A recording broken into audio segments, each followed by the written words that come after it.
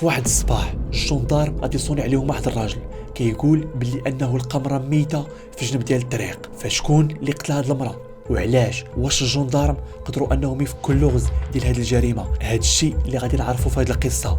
بلا ما نطول عليكم، على بركه الله نبداو الحلقه ديالنا. القصه كتبدا معنا ملي الجندار صون عليهم داك الراجل.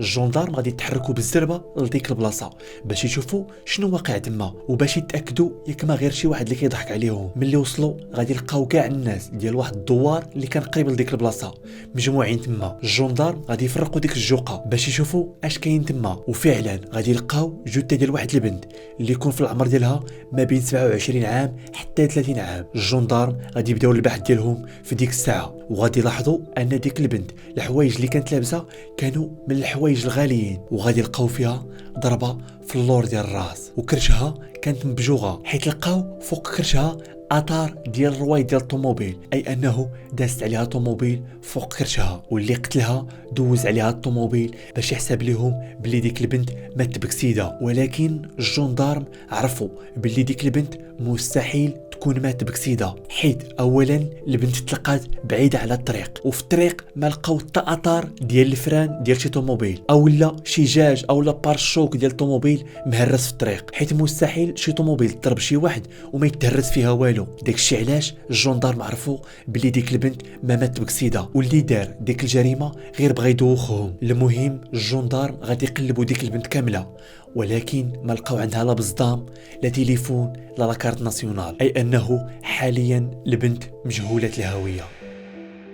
الجندارم غادي يسولوا الناس اللي كانوا حاضرين تما واش كيعرفوا ديك البنت، وغادي يعيطوا على كاع المقدمين ديال الدواور اللي كانوا قراب لديك البلاصه باش يجيو يشوفوا ديك البنت واش كيعرفوها، ولكن كلهم كيقولوا باللي ما كيعرفوش ديك البنت. اذا ديك البنت ماشي من ديك المنطقه. المهم الجندارم ملي سالاو البحث ديالهم في ديك البلاصه وجمعوا كاع الادله الممكنه، غادي يجمعوا ديك البنت وغادي يصيفطوها لعند تشريح طبي باش يعرفوا سبب الوفاه ديالها. وهنا فين غادي يتاكدوا واش ديك البنت فعلا مات بكسيده او لا. المهم وهما كيتسناو النتائج ديال التشريح الطبي، الجندارم كانوا خداو البصمات ديال ديك البنت وصيفطوهم للاداره ديال الدرك الملكي باش يعرفوا شكون هي، حيت ما يمكنش يبداو البحث ديالهم في ديك الجريمه وهما ما كيعرفوش ديك البنت. ولكن هاد العمليه كتاخذ شويه د الوقت. الجندارم غادي يعلموا كاع المراكز ديال الدرك الملكي اللي كانوا قراب ليهم وسولوهم واش عندهم شي شكايه ديال شي حد كيقلب على شي بنت اللي يكون في العمر ديالها ما بين 27 عام حتى 30 عام. دوك المراكز كاملين كيقولوا بلي ما عندهم حتى شكايه. الجندارم البحث ديالهم تبلوكا حيت ما عندهم حتى معلومه على ديك البنت اللي تخليهم غير يبداو البحث. اذا ما عليهم سوى يتسناو النتائج ديال التشريح الطبي وديال البصمات. المهم ملي خرجوا النتائج ديال التشريح الطبي، الطبيب كيقول باللي سبب الوفاه ديال ديك البنت هي الضربه اللي في راسها، والطبيب كيقول غالبا غادي تكون مضروبه بشي عصا اولا بشي حاجه قاصحه، وكيقول باللي ديك البنت ما تعرضتش للاغتصاب، اي انه اللي قتلها ما كانش غرضه باش يتكرفس عليها. والطبيب كيقول باللي الوقت فاش مات ديك البنت تقريبا ما بين 12 حتى الجوج ديال النهار اللي قبل ما تلقى، اللي هو نهار 25. اما بالنسبه للنتائج ديال البصمات ملي خرجوا غادي يلقاو باللي ديك البنت سميتها زينب وفي عمرها 28 عام وكتسكن في مدينه الرباط. الجندارم ملي عرفوا دوك المعلومات غادي يمشيو ديريكت للعنوان ديالها اللي عندها في لاكارت. ملي وصلوا ليه غادي يلقاو باللي البنت كتسكن مع والديها. المهم غادي يدقوا عليهم. ملي خرجوا غادي يسولوهم واش عندكم واحد البنت اللي سميتها زينب. والديها كيقولوا بلي عندهم واحد البنت سميتها زينب، ولكن هذه سيمانه وهي غابره، وراه درنا شكايه بالاختفاء ديالها عند البوليس في مدينه الرباط. الجندارم غادي يطلبوا منهم انهم يمشيو معاهم لمستودع الاموات باش يشوفوا واحد البنت واش بنتهم او لا. والدين زينب غير سمعوا لمستودع الاموات غادي تصدموا وبقاو كيسولوا الجندارم كيفاش مستودع الاموات، شنو واقع لبنتنا، شنو طاري. والدين زينب قراب يخرج لهم العقل. الجندارم بقاو كيهدنوا فيهم وقالوا لهم راه ممكن ما تكونش بنتكم، راه غير غادي نتاكدوا وصافي. المهم بعد واحد المده وهما كيصبروا فيهم تما غادي يمشيو معاهم لمستودع الاموات. ملي وصلوا غادي يجبدوا الجثه ديال زيمب من الفريغو وغادي يحيدوا عليها داك الثوب الابيض. والدين زيمب غير شافوها غادي يتعرفوا عليها. الام ديالها غادي تسخف في البلاصه والاب ديالها بقى غير شاد في راسو وما متيقش داكشي اللي كيشوف. المهم الجندارم غادي يبقاو يصبروا فيهم حتى تهدنوا شويه وغادي يطلبوا منهم يمشيو معاهم للمركز ديال الدرك الملكي باش ياخذوا الاقوال ديالهم. واخا ما كانوش قادين يمشيو معاهم ولكن الجندارم ما عندهم حتى حل اخر حيت ضروري خاصهم معلومات باش يبداو فك لغز هذه الجريمه. المهم الاب والام ديال زيمب كيقولوا باللي بنتهم ما عندها حتى مشكل مع حتى شي واحد وبنتهم كتعرف غير من الخدمه الدار للخدمه. وكيقولوا باللي بنتهم خدامه مديره ديال البنكه في الرباط. وكيقولوا باللي زيمب كان قريب عندها العرس بقى ليه غير شي شهرين. المهم الجندارم ملي خداو الاقوال ديال الوالدين زيمب غادي ياخذوا من عندهم النمره ديالها باش يصيفطوها للشركه ديال الاتصالات باش تدار عليها الخبره باش يعرفوا شكون هما اخر الاتصالات اللي دارت زيمب قبل ما يطفى تليفونها. المهم الجندارم صيفطوا نمرتها للشركه ديال الاتصالات وبما غادي يخرجوا النتائج ديال هذه الخبره الجندارم ما غاديش يجلسوا مربعين يديهم كيتسناو دوك النتائج.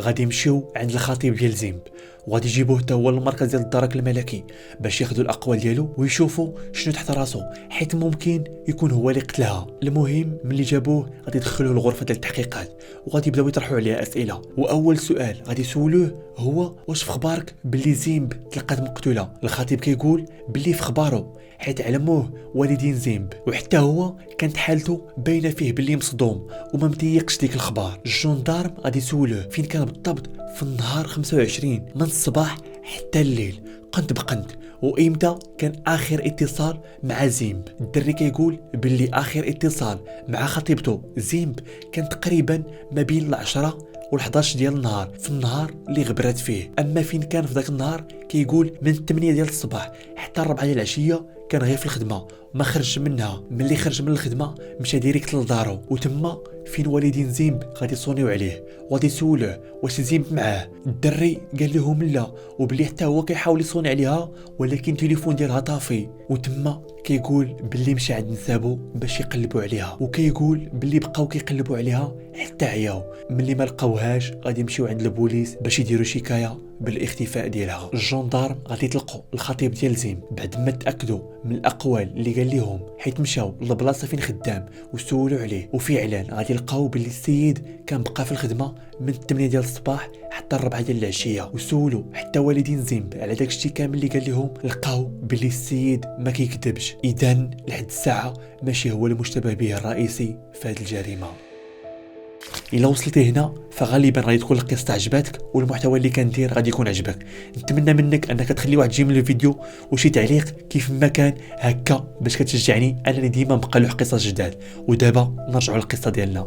اما بالنسبه للنتائج ديال الخبره اللي داروا الجندارم على النمره ديال زيمب فلقاو باللي اخر اتصال ديالها كان مع والديها بالضبط مع شي 11 ديال النهار. والشركه ديال الاتصالات كتقول باللي النمره ديال زيمب ماشي بزاف باش شراتها يلا شي شهرين. المهم الجندارم ملي ما وصلوا لوالو في هذه الخبره غادي يمشيو للبنكه اللي خدامه فيها زيمب باش يبحثوا مع الموظفين اللي خدامين معاها على الله وعسى يلقاو عندهم شي معلومه اللي تنفعهم. المهم كاع الموظفين ملي سولوهم كيقولوا باللي زيمب الله يعمرها دار من اطيب خلق الله وما عمرهم شافوا منها العيب. وكيقولوا باللي النهار اللي غبرات فيها زيمب كان جات في الصباح مع شي 9 دخلت البيرو ديالها وبقات خدامه فيه حتى 12 تقريبا. تما زيمب غادي تخرج من البنكه والسيكوريتي ديال البنكه كيقول باللي كاع ما دات معها لا ساكها ولا حتى طوموبيلها وحتى البيرو ما سداتوش. وكيقول باللي ملي خرجت من البنكه مشات على رجليها مع الشارع. وكيقولوا الموظفين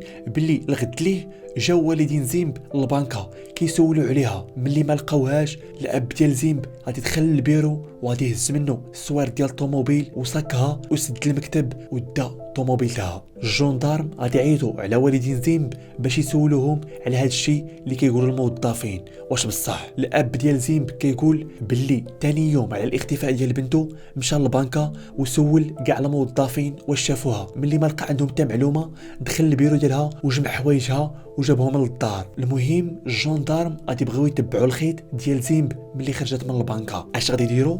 غادي يمشيو للكاميرا ديال المراقبه اللي في البنكه باش يشوفوا زيمب معاش بالضبط خرجت من البنكه واش من اتجاه مشات معاه. المهم الجندارم بداو كيتفرجوا في دوك التسجيلات حتى وصلوا ل 12 ديال النهار. غادي تبان ليهم زيمب خرجت من البيرو ديالها وخرجت من البنكه ومشات مع الشارع، وفعلا كانت مشات بوحدها وعلى رجليها. الجندارم غادي يبغيو يعرفوا فين مشات بالضبط. غادي يمشيو لذاك الشارع وغادي يبقاو يشوفوا في المحلات اللي كاينين في ذاك الاتجاه واش عندهم كاميرا ديال المراقبه.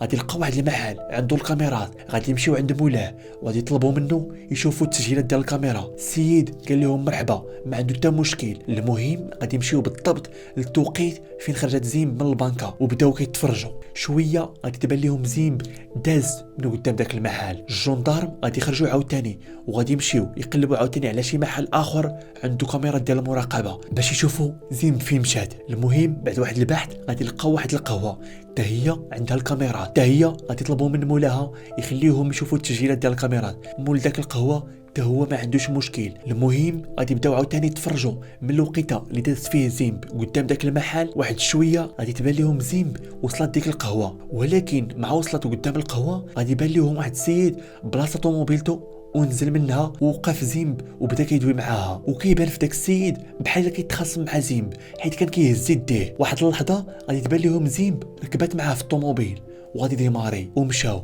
فين مشاو الله اعلم.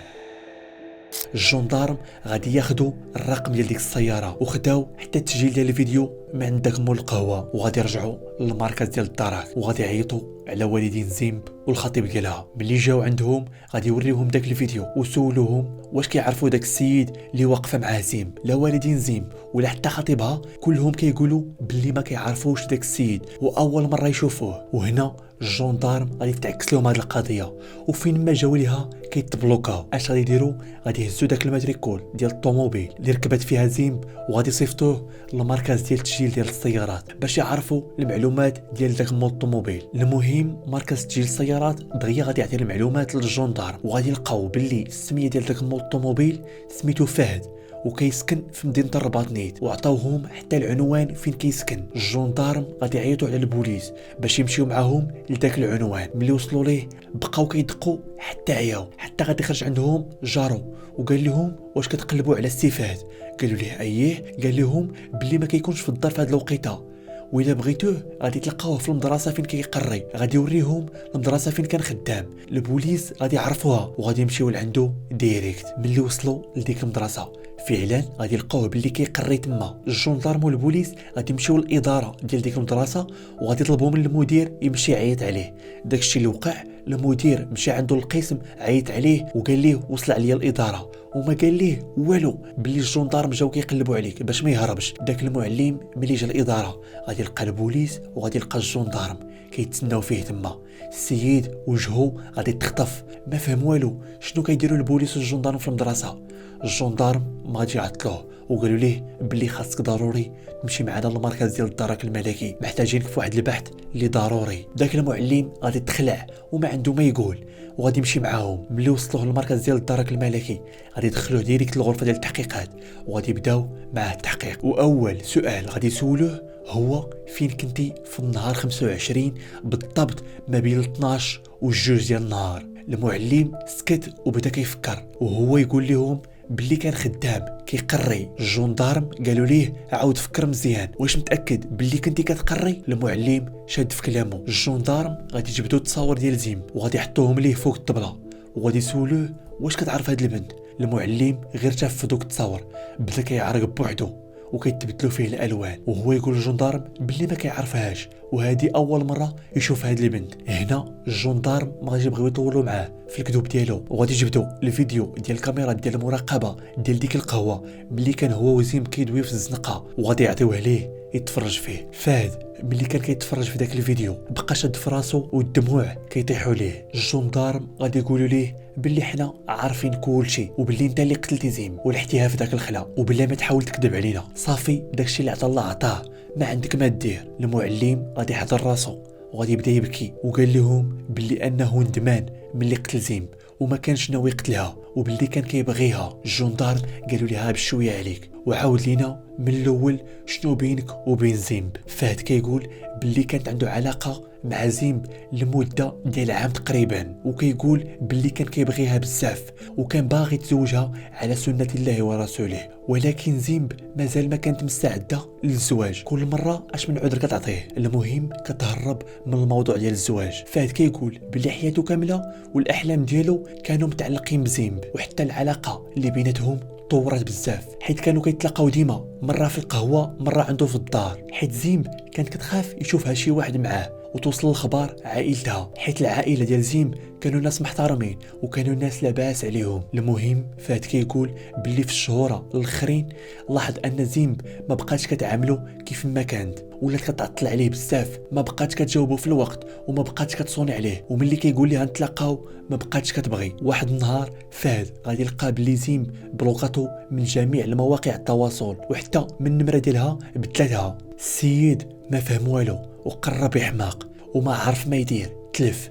اش غادي يدير؟ غادي يمشي يدير شهاده طبيه باللي مريض، وغادي يديها للاداره في المدرسه اللي خدام فيها باش يجلس سيمانه من الخدمه. ولات خدمته هي يراقب زيمب فين كتمشي ومع من. كيمشي لحدا البنكه اللي خدامه فيها وكيبقى حاضيها غير من البعيد. المهم ملي كان كيتبعها ملي كتخرج من الخدمه كان كيشوفها كتلاقى مع واحد الدري بزاف يوميا تقريبا، وكيبان ليه باللي هادوك عندهم شي علاقه مع بعضياتهم، حيت كانوا ديما شادين في الدين بعضياتهم. وهنا غادي يبان ليه باللي زيمب بدلاتو بواحد اخر.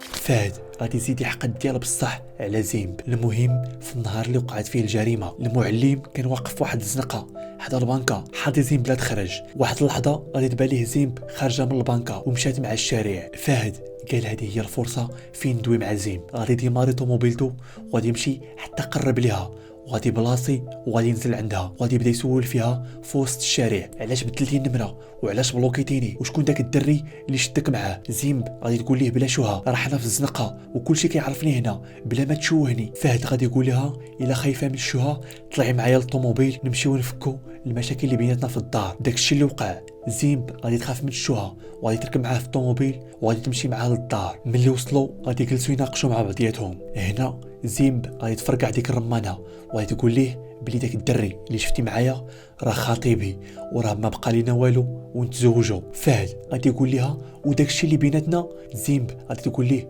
شوف ولد الناس انت انسان ظريف والله يعمرها دار والف وحده تمناك، ولكن انا وانت ما غاديش نتفاهموا. وزيمب غادي تقول ليه واحد الهضره اللي غادي تجرح فهد واللي هي السبب الرئيسي في هذه الجريمه. غادي تقول ليه باللي انت ماشي في المستوى ديالي وعائلتي ما غاديش يبغيو يتناسبوا معاك، حيت كما قلت لكم العائله ديال زيمب كانوا لاباس عليهم ومن الطبقه البرجوازيه في الرباط، والمعلم كان غير من عائله بسيطه. هنا فهد ملي سمع ديك الهضره غادي تفرق على زيمب وبقى كيسب فيها وكيسب في والديها. داكشي اللي ما عجب زيمب وغادي تهز يديها وغادي تصرفقوا. فهد ما غاديش تصرت ليه ديك التصرفيقه، غادي يهز واحد الديكور وغادي يمشي يقصد زيمب اللي كانت غادا للباب باش تمشي فحالها وغادي يضربها بداك الديكور في اللور ديال راسها. زيمب غادي تطيح للارض وما بقاش تحركات، اي انه مات في البلاصه. فهد بقى كيحاول يفيق فيها وكيرش عليها الماء، ولكن زيمب ما بغاش تفيق، تما عرف باللي قتلها. المهم غادي يجلس كيفكر كيفاش يخرج من ديك المصيبه اللي دار. غادي يجلس حتى الليل جوه ديك الجوج 3 الليل. غادي يهز زيمب وغادي يجمعها في واحد الزربيه وغادي يديرها في الكوفر ديال الطوموبيل وغادي يديها ديريكت لذاك الخلا اللي كيبعد على مدينه الرباط ب 15 كيلومتر، وغادي يلوحها تما وغادي يدوز عليها الطوموبيل 2 المرات وغادي يجرها يلوحها في جنب ديال الشانطي باش يدوخ البوليس باش يحسب لهم بلي زيمب مات بكسيده واللي ضربها هرب. المهم الجندارم ملي سالاو معاه البحث واعترف ليهم بكل شيء غادي يديوه يديروا معاه اعاده تمثيل الجريمه، ومن بعد غادي يقدموه للمحكمه وجلسه مورا جلسه غادي يتم الحكم على فهد بلا مؤبد. بغيت نسولكم واحد السؤال اللي مهم بزاف، شنو بان لكم في داكشي اللي دارت زيمب لفهد ملي خلاته حتى تعلق بها بزاف ولا كيبغيها وباغي يتزوج بها، هي مشات واختارت واحد اخر ودمرت الحياه ديال فهد. انا كيبان ليا بلي زيمب هي اللي كتحمل واحد المسؤوليه كبيره في القتل ديالها. نتوما الراي ديالكم كتبوه لي في التعليق غادي نقراهم كاملين. هذه هي القصه ديال اليوم. الا عجبتك القصه ما تنساش انك تبارطاجيها مع اصحابك، شي جيم الفيديو، شي تعليق كيف ما كان، اشتراك في القناه. السلام عليكم ورحمه الله تعالى وبركاته.